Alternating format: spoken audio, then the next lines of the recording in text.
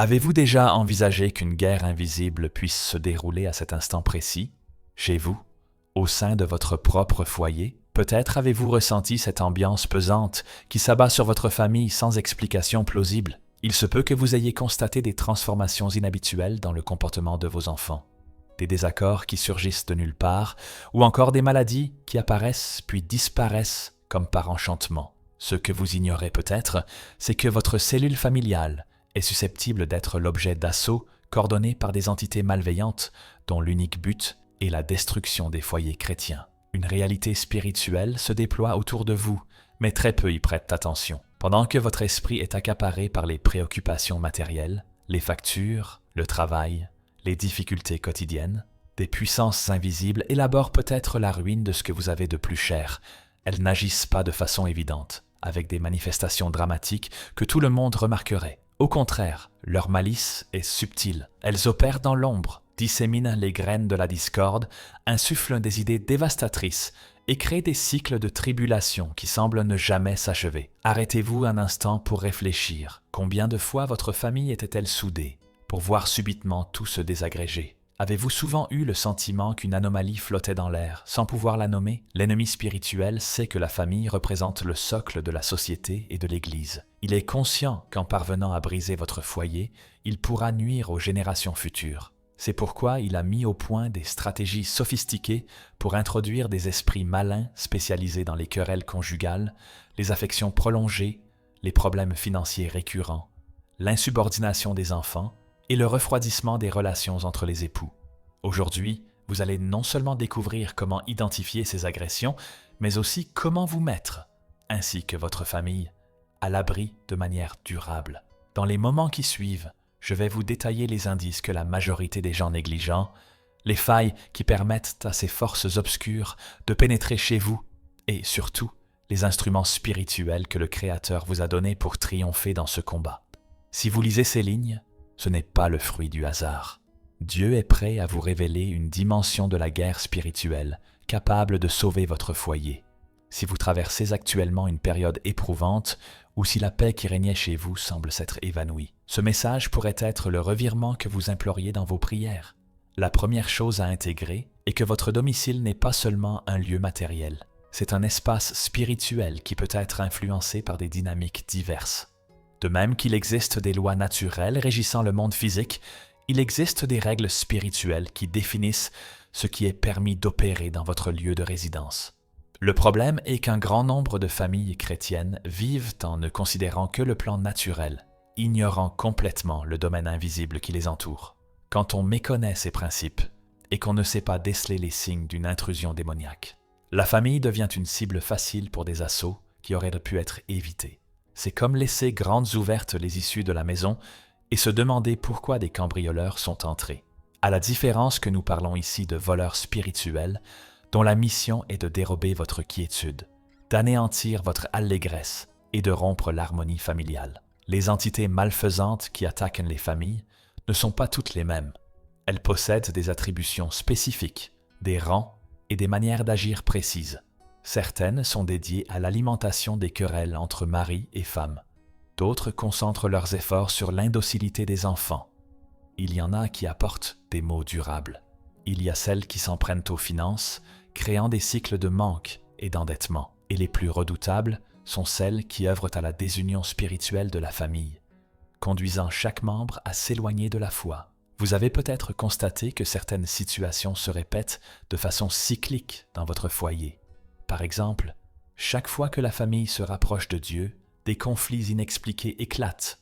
Ou encore, chaque fois que les finances s'améliorent, une urgence imprévue survient qui engloutit toutes les ressources. Ou chaque fois que vous prévoyez un projet important ensemble, quelqu'un tombe malade ou quelque chose empêche sa réalisation.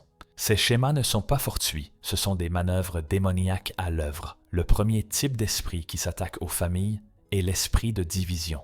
Il est spécialisé dans la propagation de la méfiance entre les membres. Il débute par de petites frustrations, des malentendus qui pourraient être résolus aisément, mais qui, étrangement, se transforment toujours en disputes majeures. Cette entité insidieuse murmure des pensées telles que « il ne te considère pas, elle ne te porte aucun respect, tes enfants ne sont pas reconnaissants » ou « tes parents ne te comprennent pas ». Le deuxième type est l'esprit de la maladie familiale. Il ne provoque pas uniquement des maux physiques, mais aussi des afflictions émotionnelles et psychologiques qui se propagent dans le foyer comme une contagion.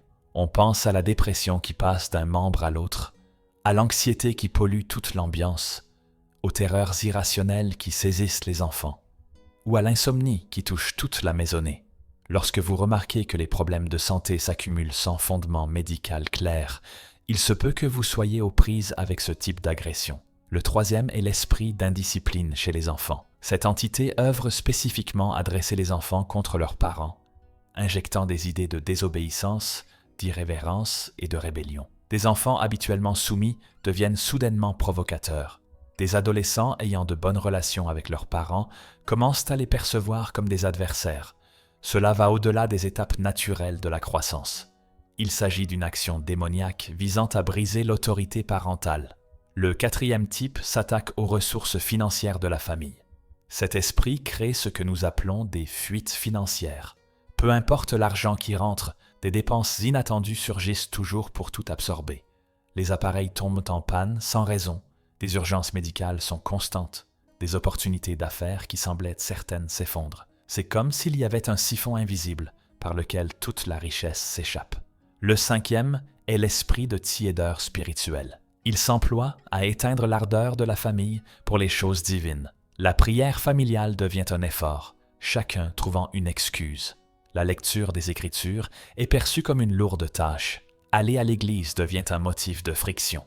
Cette force spirituelle vole l'appétit spirituel et le remplace par de l'apathie religieuse. Le sixième type est l'esprit des dépendances familiales. Il installe des assuétudes qui ravagent le foyer de l'intérieur. Alcool, narcotiques, jeux, pornographie, réseaux sociaux, achats compulsifs. Lorsqu'une addiction s'implante dans la famille, elle affecte rarement une seule personne. Elle contamine toute la dynamique. Le septième, et le plus périlleux, est l'esprit de la mort prématurée. Cette entité cherche à écourter la vie des membres de la famille par des accidents, des suicides, des actes de violence ou des maladies subites. Quand il existe une répétition de décès précoces dans la lignée familiale, en particulier chez des personnes qui servaient Dieu, vous êtes confronté à l'action de ce terrible esprit. Maintenant que vous connaissez les différents types d'esprits qui peuvent assaillir votre foyer, il est impératif de comprendre comment ils parviennent à s'y introduire. Ce n'est pas un hasard si certains foyers sont constamment attaqués, tandis que d'autres demeurent en paix. Il existe des accès spécifiques que ces entités utilisent pour obtenir une autorisation légale d'entrer sur le territoire de votre famille. La première voie d'entrée concerne les objets sous influence maléfique. De nombreuses familles introduisent, sans le vouloir dans leur intérieur, des objets porteurs de charges spirituelles négatives. Cela peut être un héritage légué par un parent impliqué dans l'occultisme, des souvenirs achetés lors de voyages dans des lieux de forte activité ésotérique, ou des présents offerts par des individus ayant de mauvaises intentions spirituelles envers votre famille. Je parle de statuettes de divinités païennes, de talismans porte-bonheur, d'objets liés aux religions afro-brésiliennes, de livres ésotériques, de films et de musique qui font l'apologie du satanisme, ou de jeux impliquant la communication avec l'au-delà. Chacun de ces éléments fonctionne comme une balise qui attire l'activité démoniaque dans votre demeure. Je me souviens d'une famille qui ne retrouvait plus la tranquillité. Ils vivaient des conflits incessants, des maladies récurrentes et des difficultés financières sans fin. Après une prière de purification spirituelle, nous avons découvert qu'ils avaient reçu en cadeau des assiettes décoratives ornées de symboles utilisés, comme nous l'avons appris plus tard, dans des rituels d'invocation. Dès qu'ils se sont débarrassés de ces assiettes, l'atmosphère de la maison s'est transformée radicalement. La deuxième brèche est constituée par les transgressions non reconnues des occupants. Lorsque des fautes secrètes sont pratiquées dans la maison, notamment par les responsables du foyer, cela crée des failles légales pour l'invasion démoniaque. Infidélité, addiction à la pornographie, mensonges systématiques, malhonnêteté dans les affaires, dépendance cachée. Chacune de ces conduites ouvre une porte spirituelle. La troisième porte est formée par les paroles de malédiction prononcées au sein du foyer. Beaucoup de parents, sans le vouloir, maudissent leurs propres enfants par des phrases irréfléchies. « Tu ne feras jamais rien de bon. Tu es comme ton père, un vaurien. Cette maison est vouée à la ruine. Rien ne me réussit dans la vie. Chaque propos négatif proféré avec l'autorité parentale possède un pouvoir créateur et peut instaurer des cycles de malheur. La quatrième brèche est celle des alliances établies avec de mauvaises fréquentations. Lorsque vous permettez à des individus spirituellement souillés d'exercer une influence sur votre famille, ceux-ci peuvent transférer leurs propres problèmes spirituels. C'est pourquoi les Écritures recommandent de ne pas se lier d'un joug inégal. Cela ne concerne pas uniquement le mariage, mais toute association étroite avec des personnes qui ne servent pas Dieu. La cinquième est le divertissement corrompu que vous laissez entrer. Des films qui glorifient la violence, l'occultisme, l'immoralité sexuelle, la révolte contre l'autorité, de la musique qui célèbre le péché, des jeux vidéo violents, des émissions de télévision qui tournent en dérision les valeurs chrétiennes. Tout cela sert de porte d'accès aux esprits impurs. La sixième voie d'entrée est l'héritage spirituel maudit. Lorsqu'il existe un passé familial lié à l'occultisme, à la sorcellerie, aux sociétés secrètes, ou quand des ancêtres ont conclu des pactes avec des esprits malins, ces malédictions peuvent se transmettre de génération en génération, jusqu'à ce que quelqu'un acquiert la connaissance et le pouvoir de les briser. Au sein même de votre domicile, certains espaces sont naturellement plus exposés aux invasions démoniaques. Le premier est la chambre conjugale. C'est le foyer de l'autorité du couple, et s'il est spirituellement compromis, toute la famille devient vulnérable. Les esprits s'attaquent particulièrement à l'intimité maritale, semant la froideur, la suspicion et les tentations d'infidélité. Le deuxième espace le plus exposé est la chambre des enfants. Les esprits savent que les enfants sont plus réceptifs aux influences spirituelles et les agressent par des cauchemars, des craintes infondées, des comportements agressifs ou des difficultés scolaires. Il est vital que la chambre des enfants soit spirituellement sécurisée. Le troisième lieu est l'entrée principale de la maison. C'est la porte d'accès et elle doit être spirituellement scellée. De nombreuses familles placent des emblèmes païens ou des objets décoratifs à charge négative juste à l'entrée, offrant une voie d'accès permanente. Le quatrième espace vulnérable est l'endroit où la famille se rassemble pour les repas. Les forces obscures agressent particulièrement les moments de communion, transformant la table en zone de conflit où les disputes et les tensions éclatent toujours pendant les repas. Maintenant, vous devez apprendre à reconnaître si votre famille est déjà sous assaut. Les signes ne sont pas toujours flagrants, mais lorsque vous savez quoi chercher, ils deviennent indéniables. Le premier indicateur est le changement abrupt de comportement chez les membres de la famille. Lorsque des personnes habituellement calmes deviennent agressives sans raison, lorsque des enfants obéissants se montrent soudainement rebelles, lorsque des époux affectueux deviennent distants et froids, vous observez les effets d'une influence démoniaque. Le deuxième indice est la récurrence de conflits sans origine manifeste, des altercations qui commencent pour des broutilles et dégénèrent en batailles rangées, des malentendus qui pourraient être résolus facilement mais qui se muent systématiquement en crise familiale. C'est comme s'il y avait une puissance invisible qui attise sans cesse la discorde. Le troisième indice est la multiplication de maladies inexplicables et d'incidents domestiques. Lorsque les problèmes de santé deviennent persistants, lorsque les petits accidents se succèdent, lorsque des urgences médicales surviennent en série sans explication plausible, cela peut être la conséquence d'une attaque spirituelle. Le quatrième signe est la diminution progressive de la sérénité dans l'environnement familial. Ce sentiment de lourdeur que vous percevez en entrant chez vous, cette atmosphère tendue qui plane sur la famille même en l'absence de conflit, c'est évident. Des invités qui expriment un malaise dans votre maison sans savoir pourquoi. Le cinquième signe est l'intensification des cauchemars et des manifestations spirituelles. Les membres de la famille commencent souvent à faire des rêves troublants. Les enfants déclarent voir des silhouettes effrayantes dans leurs pièces, des objets qui bougent seuls, des bruits étranges pendant la nuit. Le sixième signe concerne les problèmes financiers qui perdurent malgré tous les efforts. Lorsque vous gérez correctement l'argent, mais qu'il y a toujours quelque chose pour engloutir vos ressources. Des dépenses imprévues qui ne cessent de surgir, des occasions qui échouent au dernier moment. Le septième est le refroidissement spirituel de la famille. Quand il devient de plus en plus difficile de rassembler tout le monde pour prier, quand la lecture familiale des Écritures est progressivement abandonnée, quand se rendre au culte devient un motif de dispute, quand les conversations sur Dieu provoquent de la gêne et de la résistance. Afin de vous aider à évaluer la situation spirituelle de votre famille avec précision, je vous propose un examen simple mais révélateur. Répondez avec honnêteté à chaque interrogation. Au cours des 6 derniers mois, les disputes dans votre foyer ont-elles augmenté ou diminué? Quelqu'un dans la famille a-t-il développé des ennuis de santé persistants sans explication médicale claire? Les finances familiales sont-elles confrontées à des crises inexplicables? Vos enfants manifestent-ils plus d'insubordination que d'habitude? L'intimité entre les partenaires s'est-elle nettement dégradée? Y a-t-il une opposition lorsque vous proposez des moments de recueillement en famille? Des visiteurs ont-ils fait remarquer l'ambiance lourde chez vous? Quelqu'un fait-il des cauchemars fréquents? Des objets disparaissent-ils ou apparaissent-ils à des endroits inhabituels? Avez-vous l'impression d'être observé ou suivi à l'intérieur de la maison? Si vous avez répondu par l'affirmative à 3 questions ou plus, votre famille est probablement sous l'effet d'une attaque spirituelle. Si vous avez répondu par l'affirmative à 5 ou plus, l'assaut est puissant et exige une réaction immédiate. Si vous avez répondu par l'affirmative à 7 ou plus, votre foyer est dans une situation d'urgence spirituelle et une intervention rapide est indispensable.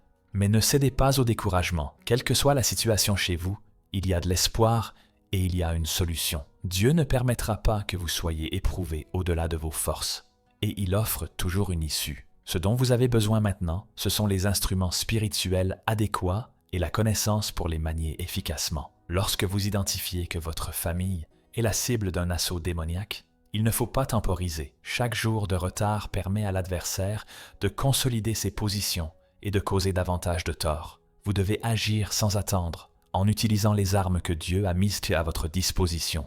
La première arme est la supplique urgente. Il ne s'agit pas d'une prière ordinaire, mais d'une proclamation de guerre spirituelle qui doit être formulée avec assurance et foi.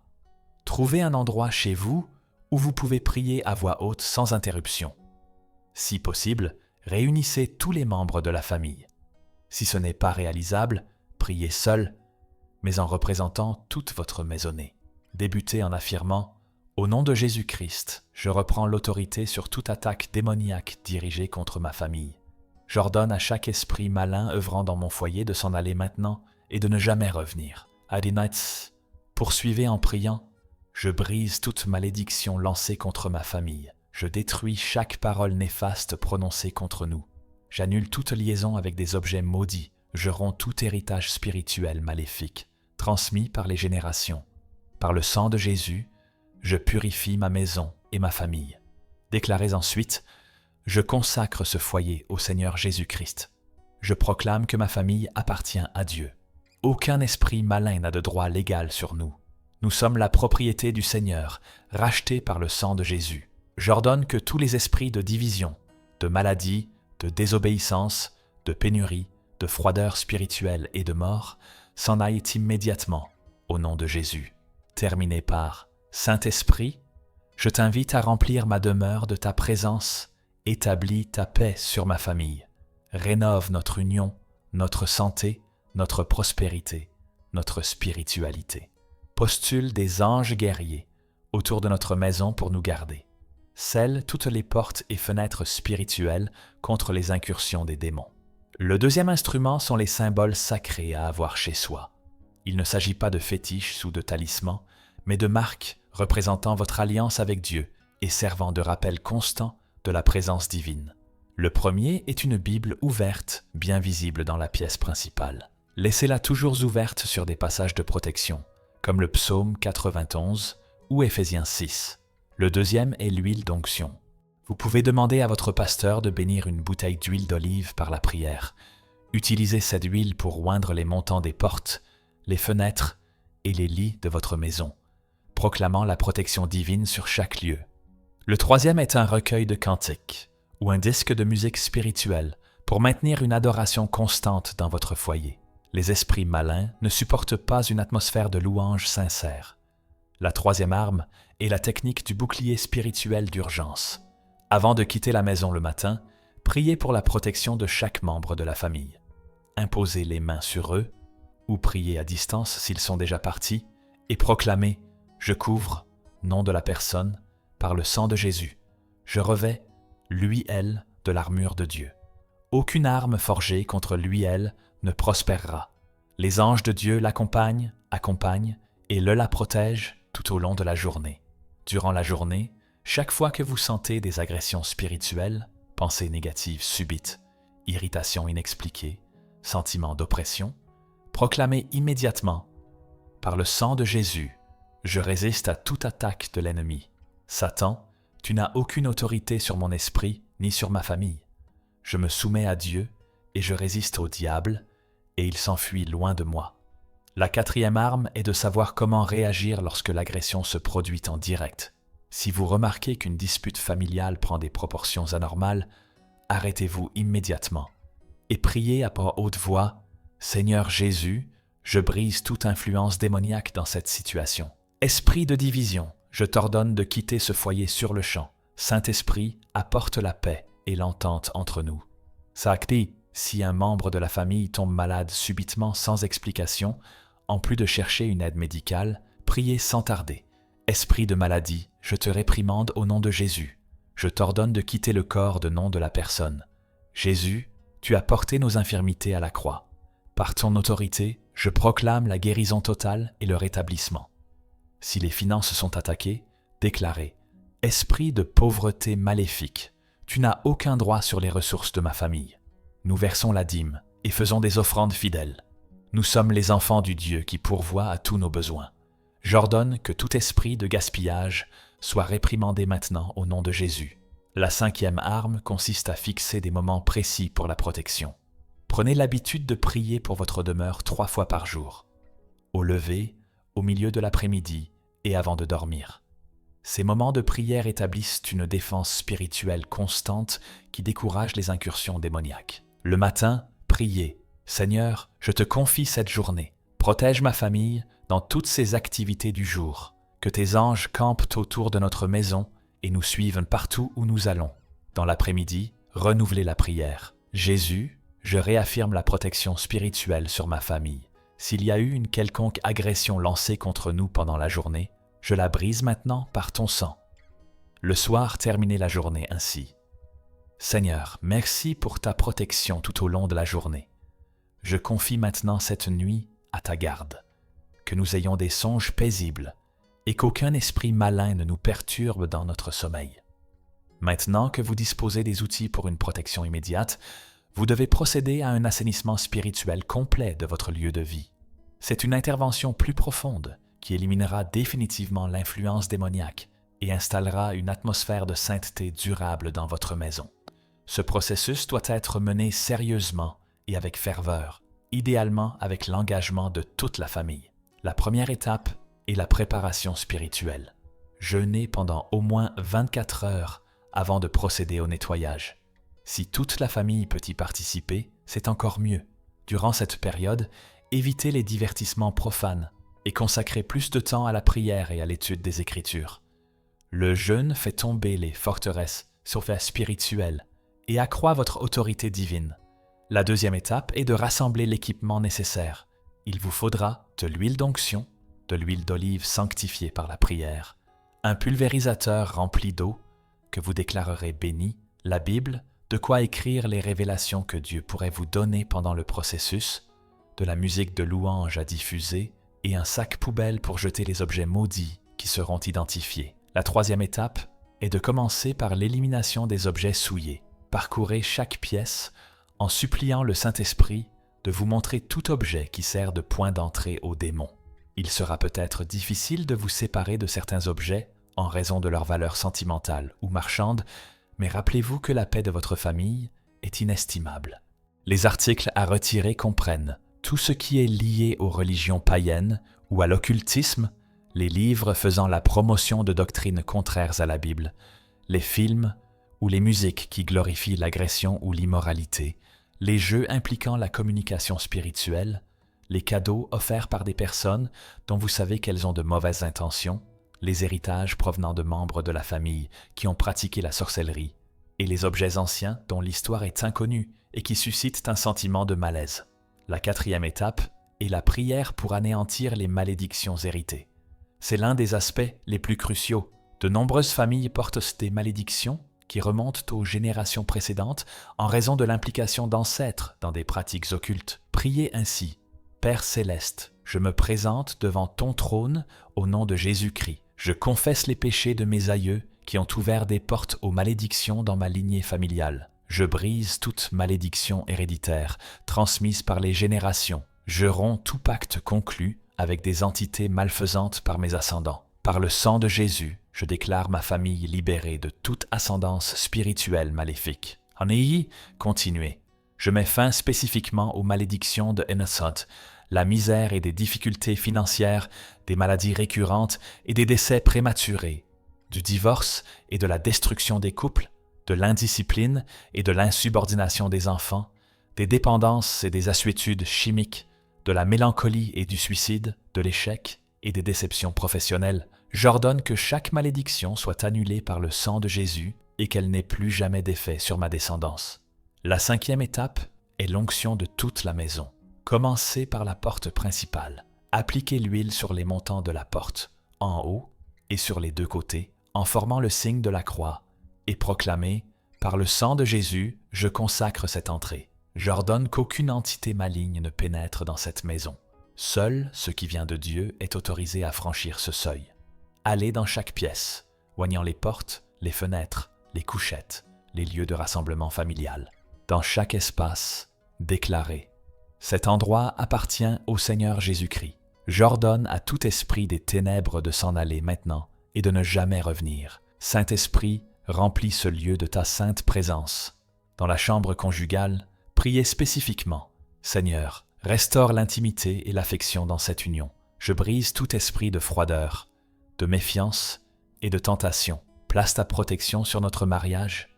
Dans les chambres des enfants, priez « Jésus, protège mes enfants pendant leur sommeil, qu'ils aient des rêves apaisés.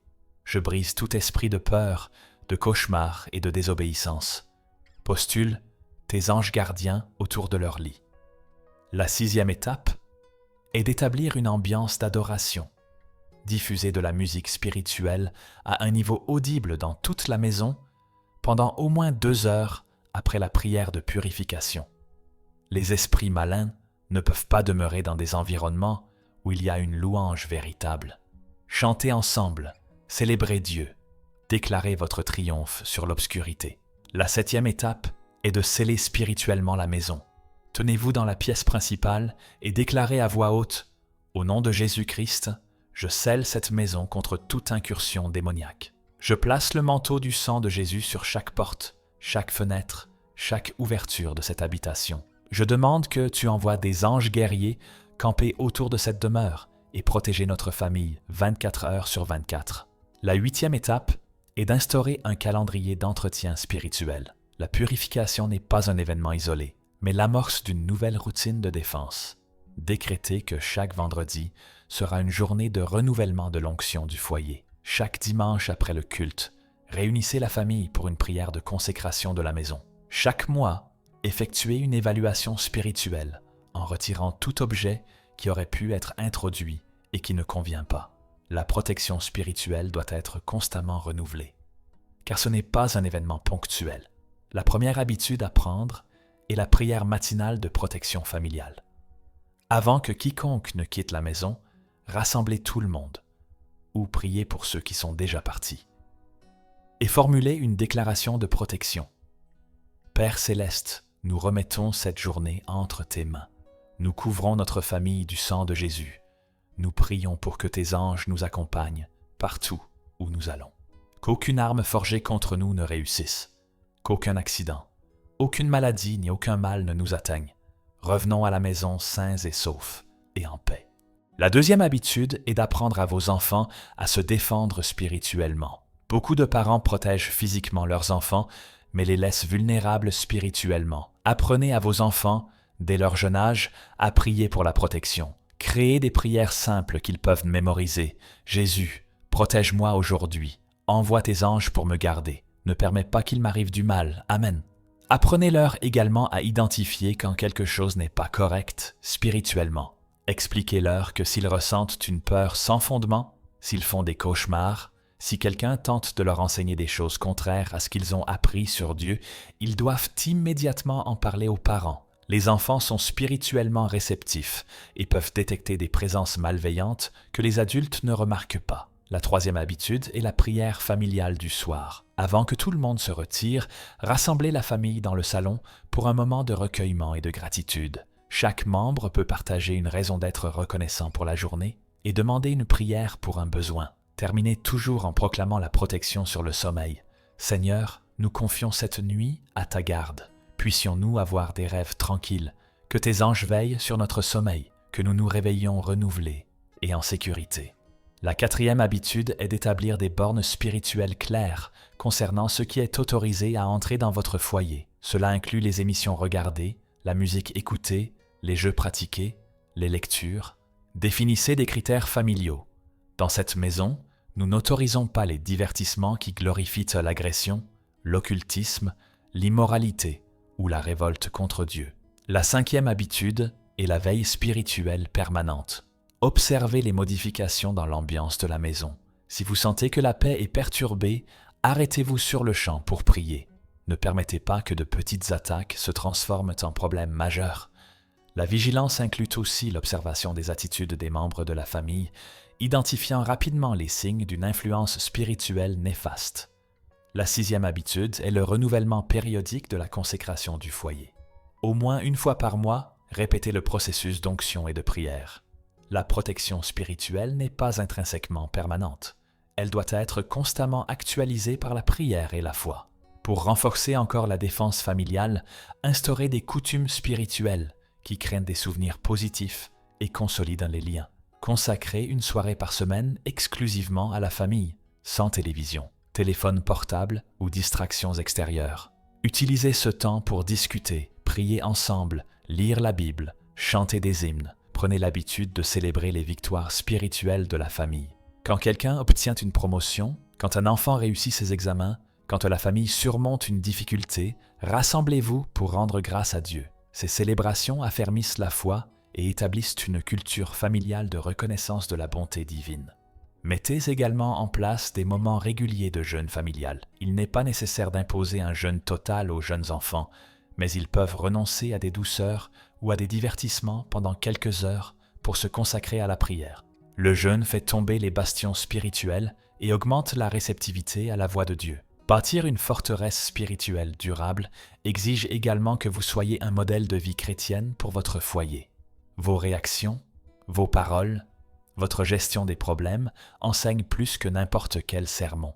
Si vous souhaitez que votre famille soit spirituellement robuste, vous devez manifester de la force spirituelle dans vos propres actions. Face aux épreuves, montrez à votre famille comment un chrétien réagit avec la foi, la prière et la confiance en Dieu, plutôt qu'avec le désespoir, la révolte ou le découragement. Lorsque vous êtes tenté de réagir avec colère ou amertume, arrêtez-vous et priez devant vos enfants. Ils doivent voir que vous aussi vous livrez des batailles spirituelles et que vous choisissez toujours de placer votre confiance en Dieu. Soyez transparent sur vos propres erreurs et montrez comment demander le pardon et la réconciliation. Lorsque vous commettez une faute, demandez pardon à Dieu en présence de votre famille et, si nécessaire, demandez pardon aux membres de votre famille qui ont été affectés. Cela enseigne l'humilité et démontre qu'être chrétien n'est pas synonyme de perfection, mais de savoir où chercher de l'aide lorsque nous faisons fausse route. Le premier exemple concerne un couple dont les agressions étaient si intenses qu'ils envisagèrent la séparation. Les parents se disputaient constamment pour des motifs insignifiants. Les enfants étaient devenus rebelles et agressifs, et une suite d'accidents et de maladies ravageait leurs finances. Lorsqu'ils ont procédé au nettoyage spirituel de leur résidence, ils ont découvert que la grand-mère avait laissé en héritage un ensemble de bijoux ayant appartenu à une femme rome connue pour pratiquer des rites de sorcellerie. Dès qu'ils se sont débarrassés des bijoux et ont appliqué les règles de défense familiale que je vous transmets, le changement fut instantané, les querelles ont cessé, les enfants sont redevenus soumis et respectueux. La santé s'est rétablie et les finances se sont stabilisées. Aujourd'hui, 5 ans plus tard, ils forment l'un des couples les plus solides que je connaisse et sont un exemple de famille chrétienne dans leur paroisse. Le deuxième cas concerne un foyer dont le fils adolescent manifestait une conduite violente et était sous l'emprise d'amis impliqués dans les stupéfiants. Les parents priaient et jeûnaient, mais rien ne changeait. Pendant la prière de purification, le Saint-Esprit a révélé que le problème se situait dans la chambre du jeune homme, où il conservait des affiches de groupes de rock, faisant l'apologie du satanisme et des jeux vidéo extrêmement violents. Au début, l'adolescent s'est opposé violemment au retrait de ces objets, traversant une crise qui ressemblait à une possession démoniaque. Mais les parents ont tenu bon, ont retiré tout ce qui était spirituellement corrompu et ont établi des routines de protection familiale. En quelques mois, le jeune homme s'est sincèrement converti, a abandonné ses mauvaises fréquentations et étudie aujourd'hui pour devenir pasteur. Le troisième cas était celui d'une mère souffrant d'une dépression chronique et qui avait fait 2 tentatives de suicide. Les médecins n'arrivaient pas à expliquer pourquoi les antidépresseurs n'agissaient pas et pourquoi elle traversait des crises si sévères. Lors d'un moment de délivrance, il a été découvert qu'elle portait une malédiction héréditaire de suicide qui remontait à son arrière-grand-mère qui s'était donné la mort suite à un rituel de sorcellerie dirigé contre elle. Après avoir brisé cette malédiction et appliqué les principes de protection spirituelle, la dépression a disparu complètement, sans médicaments. Cette femme est non seulement guérie, mais elle est devenue une fervente intercesseur qui vient en aide à d'autres personnes ayant des problèmes similaires.